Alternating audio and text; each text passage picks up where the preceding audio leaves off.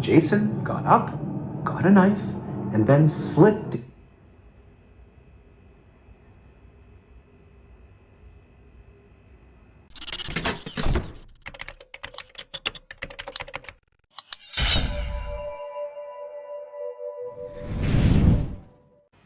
Sup?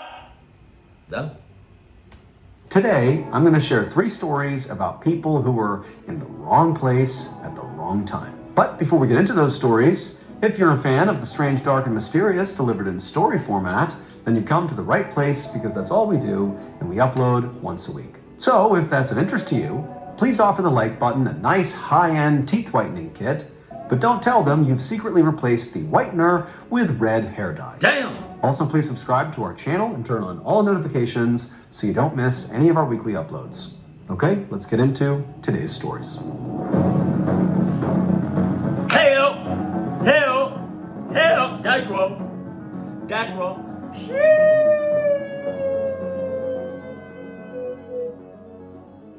The second route.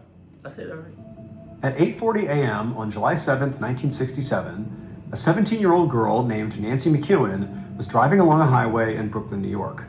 She was on her way to her job as a secretary at her dad's office in Brooklyn, and she was coming from her home in Long Island, New York. Now, the commute to her office took about an hour, but Nancy didn't mind because her dad had just got her this beautiful, brand new yellow Camaro, and she loved driving it. And the highway she was on had this amazing view of the beach and ocean down below. And so that day, Nancy rolled down her window so she could feel the ocean breeze as she drove. And then she took in a deep breath and she smiled. At the same time Nancy was doing this, a police lieutenant was driving in his car a couple cars back from Nancy. And as he was just driving along, he suddenly sees this yellow Camaro that to this point had been driving completely normally, suddenly veer off the road, miraculously missed the oncoming cars, and then smashed into a tree on the side of the road. Damn! And so the police lieutenant instinctively jammed on his brakes and veered over to the shoulder and stopped behind the Camaro. And as the lieutenant got out of the car, he was thinking clearly the driver must have just had some kind of medical emergency, because he didn't see any obstacles in the road, and the car, the Camaro, had been driving completely normally to that point. So what would cause them to veer and crash into the road at such a high speed other than a medical emergency? And so the lieutenant jumps out of the car, runs over to the driver's side window, and he looks inside and he sees this teenage girl, this blonde teenage girl, and she's slumped over the wheel, and she's not looking up at him, she's not making any sound, she's just sitting there. And so he opens up the door and he asks her, are you okay? And she didn't say anything, but she did moan. And so she was breathing, she was alive, and there weren't any obvious physical injuries. Clearly she's just crashed into this tree at high speed, so she's definitely shaken up, but there weren't any obvious grievous injuries that have occurred here, at least none that he could see. And so he asked her again, hey, are you okay? What's going on here? And she just continued to moan. And so again, considering he's looking at her and she seems, basically okay, all things considered, he thought, maybe she's drunk. That would kind of explain, this sudden veering off the road. And so at this point, the lieutenant radioed for backup and also called for an ambulance. And while he waited, he began searching the car, just basically looking to see if maybe there was some clue in the car as to what happened here. For example, containers of alcohol. And so he's looking around and he doesn't see any empty bottles and he can't smell any alcohol in the car. But still, this whole time, the girl is not responding. She's just moaning and just kind of slumped over there. And then a couple of minutes later, he hears sirens and he looks up and a bunch of first responders came over. They pulled the girl out of the car, got her in the ambulance, and off to the hospital she went. Once Nancy got to the hospital, medical staff was able to determine that she was not drunk. But she did clearly appear to be having some kind of medical emergency, but they didn't know what it was. And again, there was no visible injuries on her. She just basically looked really shaken up and was non-responsive. And quickly, after Nancy was at the hospital, her condition only got worse, to the point where doctors were giving her shots of adrenaline to try to keep her alive. But it didn't work. And at 11:30 a.m., roughly 2.5 hours after Nancy crashed into the tree, she died. And it was only then, after Nancy was dead, that the medical staff made a discovery, something they had totally missed when Nancy had first came in. And that was, on the back of her head, hidden amongst her hair, was a small circular hole. It was a bullet wound, and for some reason, it didn't bleed at all. Clearly, Nancy did not just randomly veer off the road and smash into a tree. No, she had been shot. About 30 minutes after this discovery was made, A detective named Albert Seidman was standing next to Nancy's crashed car on the side of the highway. Seidman had a reputation as being this totally no-nonsense detective who effectively would stop at nothing to try to solve a case. By this point, he'd already spoken to Nancy's parents, who obviously were devastated and very confused by their daughter's death. They said that, Nancy never got in trouble and certainly didn't have any enemies, and so it made no sense that somebody had just shot her as she was driving. And Detective Seidman had to agree. This was not an average murder case. But regardless, he knew the best place to start this investigation was Nancy's car. The car was actually in pretty good shape. Despite striking this tree at high speeds, the body of the car basically remained intact. And so Seidman began going inside the car and looking all around it, looking for bullet holes to see where this bullet came in and struck the driver. But he found none. Really, there was nothing in the car that gave any information away about what actually happened here. Also, adding to the mystery here is Seidman knew there had been that police lieutenant who just happened to be driving a few cars back from Nancy when she suddenly veered off the road and crashed. And he would say that he did not hear any gunshots, although admittedly he wasn't really listening for gunshots, but he said everything was normal and then the car just veered and crashed. He couldn't understand it. Detective Seidman had briefly considered that, maybe Nancy had been shot by somebody inside of her car. But because of the presence of that lieutenant, who immediately was on the scene and was basically looking at the car from the... It was a gun in the what? It was a gun in the headrest part of the seat. Did I say that right? That would be crazy. It crashed all the way until the ambulance arrived. He said there was nobody else in the car, and I did not witness anybody fleeing the scene. The whole situation was very bizarre. But Detective Seidman, thinking logically, thought, okay, well, we know she's been shot. So even though nobody knows how that happened, well, there has to be a shell casing somewhere for the round that struck her. And so for the rest of the day, Seidman and his team canvassed that whole highway all around that area, looking for a shell casing, or really any clue that a gun had been fired in the vicinity. But they found nothing. By the end of the day, Detective Seidman was beginning to feel pretty disappointed about how the investigation was going so far. But he thought to himself, okay, well, I know I haven't found anything promising yet, but remember, she was shot not in some secluded area. She was shot on a major highway in Brooklyn, New York, a city of over 2.5 million people. Someone somewhere must have seen or heard something. And so instead of continuing to look for a shell casing, Seidman abandoned that idea and decided to go find witnesses. Over the next 5 days, Detective Seidman and his team scoured Brooklyn and interviewed hundreds and hundreds of people, looking for anybody who had any information about this shooting. They also put out a public plea for information and were fielding tips that way. But at the end of those 5 days, despite the huge number of interviews, they really hadn't gotten anywhere. As Seidman began to feel his frustration rising, because once again, it just felt like they were hitting another dead end on this case, he told himself, they must have missed something. They'd talked to a ton of people, but maybe they were too quick. Maybe It had to be either the lieutenant or just somebody got her from a distance. Because was her driver's side window down? Hold on now. weren't asking the right questions. And so on July 12th, he gathered up his team and he circled some spots on a map of Brooklyn and said, look guys, we're going to go back to these key areas that are sort of positioned in the best angles to have maybe heard or seen something with the shooting. And we're going to ask some more questions and just see if maybe these people have something we didn't catch. In one of those circled areas, the police discovered a gas station that was owned by a guy named Theodore DeLisi, and it was located only 2 blocks away from where Nancy had been shot. And on the morning of July 12th, when the police officers rolled up to this gas station, Theodore was working, and he saw the police coming towards him, and right away he knew this had to be about Nancy McEwen. So Theodore had been following this case really closely as it was developing for 2 reasons. One, Nancy had been shot really close to his gas station, so there's that proximity bias. And 2, Theodore was actually friends with Nancy's father and had known Nancy growing up.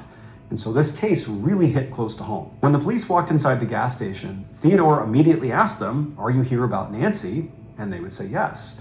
And that's when he would tell them his connection to Nancy and how he was following this case really closely.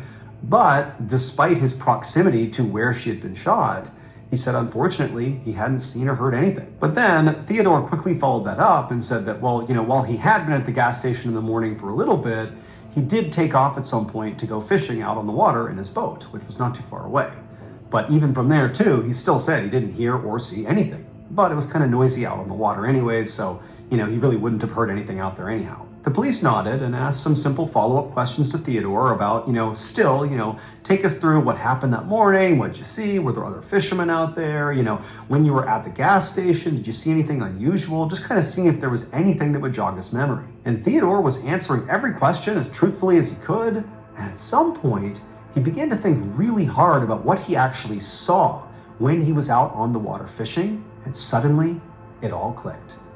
Theodore knew who killed Nancy. It would turn out at 8:40 a.m. on July 7th, the exact moment Nancy was shot, veered off the road, and crashed, Theodore was in fact out in his boat fishing. Except at 8:40 a.m., he wasn't actually fishing. Instead, he had a can, and he threw that can into the water. And once he saw the can, he kind of kept staring at it, and then he raised his rifle and he fired a shot at the can.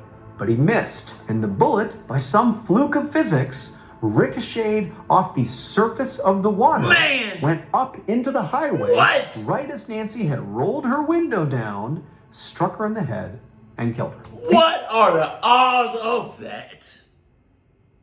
Are you dead ass? Get the fuck, man. Oh my God.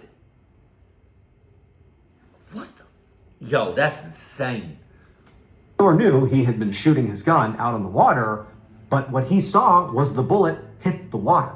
He didn't think for a second he could have fired up towards the highway. It was when police began asking questions that he thought, oh my goodness, it is possible. A ricochet could have struck her in the head. Theodore was charged with homicide, but ultimately a grand jury chose not to indict him, citing that this truly was an accident. Theodore did not serve any jail time, but he was fined $100 for firing a rifle within city limits. What the? Water say you're not gonna get me today. Sure. I'm sorry.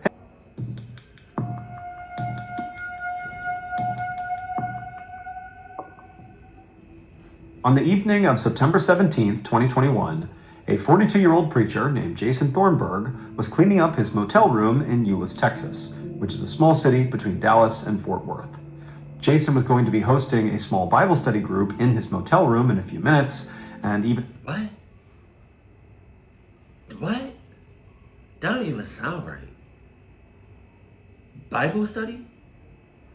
In a motel room? Y'all already know how I feel. Y'all already know how I felt about motel rooms, so I don't know about this one.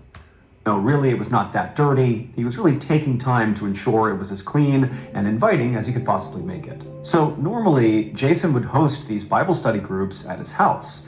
But unfortunately, Jason's house burned down just that past summer, and he lost everything. Damn. But Jason was so committed to God and spreading the word of God that he still wanted to continue having these Bible study groups, even if it meant, doing it in this kind of crummy motel room. And so Jason walked around the room, picking up laundry and straightening up his bed. And then after kind of arranging chairs in a circle for the various participants he was expecting, he went over to a cabinet, pulled out some Bibles, and right as he was about to start placing these Bibles on each chair, he heard a knock at the door. And Jason was really excited because he knew that had to be someone who was here for this Bible study. So he walked right over, Bibles in hand, to the door. He opened it up, and standing outside the door was this big guy covered in tattoos, kind of looking down at Jason. And Jason broke into a big smile. He was so happy to see this guy. The man's name was David Luaris, and Jason had previously met him when he was out on the street doing outreach for his church. And he had invited David to, anytime he wanted, to come by the motel and be a part of this Bible study group. Now, Jason knew that David was really not the kind of guy who went to church or really showed any real interest in God or, the Bible. But, Jason took all kinds, and he was just hopeful that maybe David would show up someday. And now, here David was. However, David told Jason that the reason he was here was actually not for the Bible study group. He was here because he was in the middle of a crisis and he didn't know where else to turn. He confessed to Jason that he had begun using drugs and gotten mixed up in some criminal activity, and there's some dangerous people out there that he was sort of running with, and now his concern was some of those dangerous people were coming to get him. And so he literally felt like his life was in danger. Now, when Jason heard this, he was surprised. But at the same time, he could tell that David was being very authentic and just needed help. And Jason felt like, his job ultimately was to serve God and all of God's people. And David was one of those people, and he was in need of help. And so if all Jason did was simply provided safe haven for David inside of this motel room, then that was serving God, and it was the right thing to do. And so Jason immediately said, "No problem, David." He handed him a Bible and said, "Come on in." David took the Bible awkwardly and just kind of stood there for a moment, not really sure what to do. But then Jason said, "Hey, relax, just come inside, take a seat." And so David did. He walked in, he sat down with the Bible, and then Jason actually came over and sat down next to him, and the two of them, for about 15 minutes, just made kind of awkward small talk. Jason could tell, David is completely on edge. He was staring at the door, which was now closed, and he just clearly was very anxious and paranoid, and so Jason really wasn't talking about the Bible or God or anything. He was just, trying to calm David down and show him that this was a safe place. And then after about 15 minutes of this, when David had somewhat calmed down, and also by this point, nobody else had showed up for this Bible study group. Oh no! Jason decided, okay, you know what? Maybe I'll just begin the Bible study with David. It kind of gives us something to do. And so Jason got up, he locked the door, showing David that it's just going to be them, it's safe here. And he told David to go ahead and open his Bible to a certain page, and then the two of them just began reading the Bible together. And for hours, they just sat there reading the Bible, and Jason spoke to David about, teachings of God and how to lead your life in a way to serve other people. And, for the most part, David did completely calm down and seemed to really be embracing this Bible study. But eventually, despite how well this Bible study was going, it did need to come to an end at some point, at least in Jason's mind. When he began to notice it was getting dark outside, he sort of began wrapping it up, and he shut his Bible and sort of expected that David would take a hint and leave, but David didn't. What? Instead, when David began to realize that, hey, this is over now and it's time for you to go, David looked at Jason and begged him to please let him stay in this room overnight, that he can't go out there, it's not safe for him. Now, Jason knew he did have some level of responsibility for David. I mean, David had told him he was in danger, he had already invited him inside, and was basically providing safe haven for him, and it did feel kind of wrong to be like, now go back out there, but at the same time, Jason felt a little uneasy. I mean, he didn't really know David, he didn't really understand the situation, and so there was some hesitation at first, but after looking again at David and seeing how desperate he was to just please stay here overnight, Jason said, okay. I really hope, okay. I was nervous because I did not want David to be like, what would God do? Don't do that. Don't do that. Please don't do that. Please don't do that. I'm nervous, man. I'm nervous. Could stay. So Jason grabbed some extra blankets and pillows and created a makeshift bed on the floor. And then after that, the two of them actually reopened their Bibles and just began reading some more from the Bible for a couple more hours. Basically another round of Bible study. But eventually, they both were very tired, so they put their Bibles down, they said goodnight, they each climbed into their beds, and they closed their eyes and fell asleep. For the next 5 days, Jason's motel room remained mostly closed. And the only thing anybody heard coming from his room was gospel music. And it was being played at a very high volume, basically the entire time, to the point where other residents of this motel began to complain about how loud the music was. However, the owner of the motel was getting these complaints from residents who were only there for, hours at a time or days. Somebody got clucked up in that hotel room. And I know that, and I know that because, I'm pretty sure because out of all of the investigative and all of these murder shows and movies I be watching off camera, anytime somebody turns up the music in a cluck ass situation, they about to do something, or they trying to cover up. They're trying to cover up something like a cluck noise or something, like somebody yelling or somebody getting shot or stabbed or something.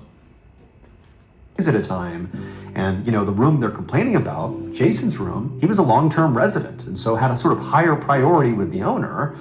And so the owner just didn't feel like bothering Jason. He wanted him to stay and keep paying for that room. And so the owner didn't do anything about the noise complaints. And also, the owner did know that his motel had sort of a seedy reputation, and so, generally speaking, he didn't really care too much about the music to begin with. And so over the course of these 5 days, the music kept on blasting, and really the only other thing of note, again, that happened in this period of time, was that these 2 other people entered Jason's motel room and didn't leave either. So basically there's 4 people in the room, they haven't come out again, super loud music, that's all going on for 5 days. And then on the 5th day, the morning of September 22nd, a single person walked out of Jason's motel room, and they were wearing a full-body hazmat suit and carrying some sort of luggage. And they would leave the motel, get in a car, and drive away. 45 minutes later, about 25 miles away from that motel, the Fort Worth Fire Department got a call about this raging dumpster fire in a residential neighborhood. Firefighters quickly got to the scene and put out the blaze, and after it was gone, they walked up to the smoky dumpster and looked inside just to get a look at what was burning, and what they saw caused them all to back up and call the police. It would turn out David was right when he said he was in danger. However, what he didn't understand is hiding out in Jason's motel room was not going to protect him from that danger. Shortly after he and Jason wrapped up that second Bible study that night, and the 2 of them climbed into their respective beds, Jason in his actual bed and David in the makeshift bed on the floor, well, David did fall asleep pretty quickly, but Jason didn't. Jason waited until David was asleep, and then Jason got up, got a knife, and then slit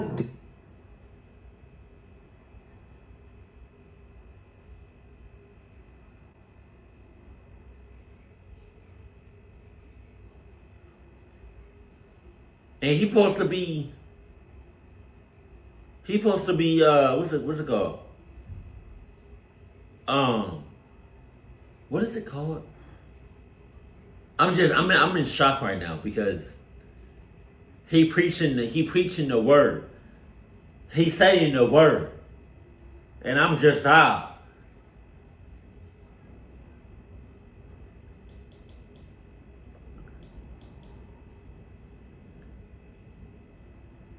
How you gonna play gospel music? How you gonna play gospel music?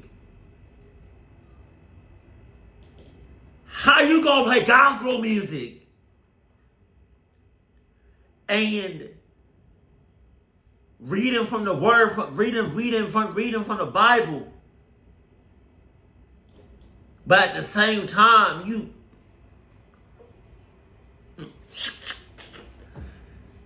you slicing Edgar's up.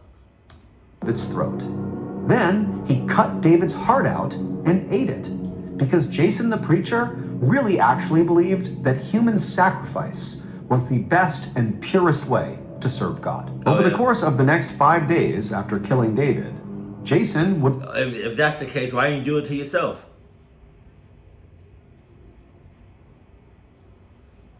So I have a question though. Who is David running from?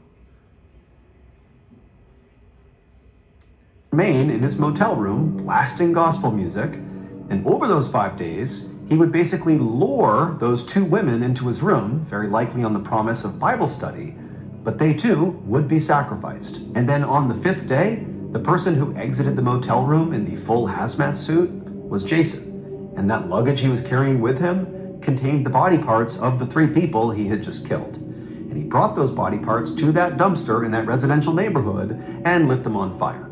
And so when the firefighters put out the fire, what they saw inside were burned up bodies. Jason was arrested, and while he was awaiting trial, he confessed that David and the 2 women were not actually his first victims.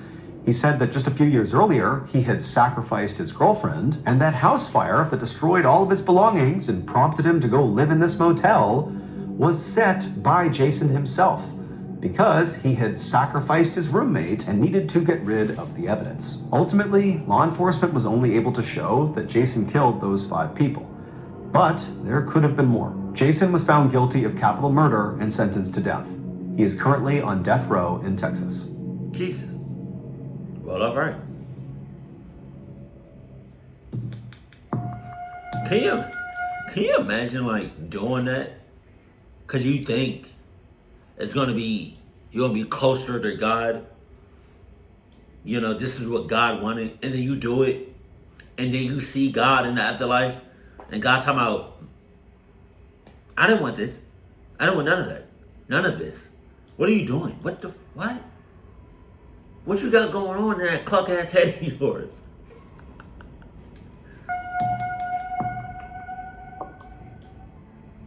On the evening of Thursday, May 21st, 2015, a 16-year-old girl named Lily walked into the home gym inside of her house in Hong Kong looking to do a workout. Now, she sort of expected the gym would be empty and she could kind of have the run of the place, but as soon as she walked in, she saw her dad was in there and he was doing some sort of cool down exercise on a yoga ball. So Lily's dad, whose name was Ka Kim Sun, was a doctor and a professional, and normally at this time of the day, she would never see him in the gym. He was typically locked upstairs in his study, or upstairs doing work or something, or he was just gone for the day. So for him to be here, it just didn't really line up with his schedule. And so Lily asked her dad, what are you doing here? What's going on? And her dad would tell her, well, actually, work at the hospital was really slow today, so I took off, I played some tennis with friends, and now I'm just doing some cool down exercises because I got nothing else to do. But I'll be out of your hair in a second. And sure enough, a couple of minutes later, her dad was up and out of the gym, and Lily just began her workout. The next day, May 22nd, around 1 o'clock, Lily was at home at her dining room table, sitting across from her mother, whose name was Wang Xiu Feng, and Lily was eating a snack and staring at an open textbook. Now, normally at 1 o'clock on a Friday, Lily would be at school, but she had had the day off that day. And she had wanted to spend her day off seeing friends and just being a teenager, but her dad was really focused on her being successful academically, and he told her that absolutely not. You're not going anywhere. You are going to stay home and you are going to study all day long. You will not leave the house. That's what you're doing. Damn. So Lily just continued to stare at the textbook and basically do what her father said. And then a couple of minutes later, she actually heard her dad coming down the stairs, and he came into the dining room, and he was clearly very pleased to see his daughter doing her work, or at least appearing to do her work. And he came over to her, gave her a kiss, he kissed their mother, and then he said he was off to work. And then he went out the door, and he was gone. And as soon as Carl was gone, Lily's mom looked over at her and said, I'm not going to make you study all day. Come on, let's go out and have a mother-daughter shopping day. And Lily was stoked. She shut her textbook, she went and got... I feel like this is just, my theory. I feel like the dad gonna figure out that the daughter and the mom was just out and about having a good ass time. And then he gonna cluck both of them up. What? He gonna cluck both of them up. ready, and then a minute later, she and her mom climbed into her mom's yellow Mini Cooper car, and they headed out. About 2 hours later, around 4:15 p.m., a local jogger was running in the same neighborhood as where Lily and her family lived, and as they were running down the road, they noticed there was this yellow Mini Cooper car sitting on the side of the road, not moving, but it was still on. It was just sort of idling right there. And at first glance, it appeared there were people inside the car, but they weren't doing anything. They were just sitting there, not moving. And so the jogger was curious, and so they ran past and made a point to look inside the car, and they saw two women in the front two seats of this car slumped over. The two women were Lily and her mother. And so the jogger began to panic and banged on the glass to try to get the women to respond, but they didn't. And so a minute later, police were called. They dragged Lily and her mother out of the car. They were totally unresponsive. They were rushed to the hospital, but it was too late. They both died. The police would begin their investigation into their deaths by searching the yellow Mini Cooper car. And when they searched it, there really was nothing of note inside of it. I mean, the two women's purses were in the front of the car, there was some basic exercise equipment in the trunk, but the car was pristine, clean, not cluttered. I mean, there really was nothing in the car that gave away what could have happened to these two women. For the next 6 months, the police tirelessly looked for some lead as to what happened to this mother and daughter. They would interview all their friends and family. They would search their house top to bottom. They would basically take apart this Mini Cooper and look for, defects or flaws that maybe could have contributed to their death. I mean, they were looking everywhere, but it just didn't make sense. Nobody had any idea what happened to these two women. And so right as this case appeared like it was about to go cold, the detectives decided to just go back to the Mini Cooper and see if maybe, just maybe, they missed something. And sure enough, they had. It would turn out on May 22nd, 2015, the day that Lily and her mother died, Lily's father had told Lily to stay home and study, not because he cared about her academics. I mean, he did, but that day, the reason for this was not for that. Instead, he wanted her to stay home all day to protect her. When police originally searched... Why didn't you just say that in the first place? Huh? Communicate. You should have said that in the first place, Dad. What? I said first time. You should have said that in the first place. Make me think I gotta study all goddamn day. I'm sorry. Lily's mom's car, they found the two women's purses and also some basic exercise equipment in the trunk, specifically a deflated yoga ball. And at the time, the police didn't think anything of these items. They looked into them, they considered them, but they didn't seem to have any bearing on what happened to the women. However, it would turn out the yoga ball did have something to do with it. Specifically, 2 days before the women were found dead, that yoga ball was inside of Lily's home. It was in her home gym. In fact, when she walked into the home gym and saw her dad doing cool-down exercises and thought it was strange he was home right now, he was using that yoga ball. And Lily didn't think anything of it. But in reality, what her father was doing was not cool-down exercises. He had not just come home early and, had played tennis and this and that. In reality, he had taken that yoga ball to the hospital where he worked and filled it with carbon monoxide, an odorless, colorless, poisonous gas. And his plan was to put the yoga ball in his wife's car, unplug it, and now it's sealed and the gas is going to leak inside the car. Oh my God. And then when his wife got in the car and shut the door, she would effectively suffocate and die. He didn't try to kill his daughter, though. He wanted her to stay home and study, i.e. don't go with your mom and get in the car. But the mother defied the father, brought the daughter along, and then after driving for only a mile, the two women collapsed and died. Oh my God. Kim's son was arrested and charged with 2 counts of murder. He was found guilty and sentenced to life in prison. He has never explained his motive. She's probably cheating. That's what it was. I'm sorry. I knew for a fact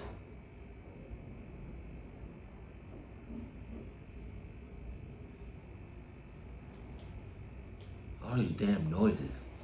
I knew for a fact that motel building, that motel room was gonna be a cluck situation, because you can't anytime. First of all, motels are just clucked in itself.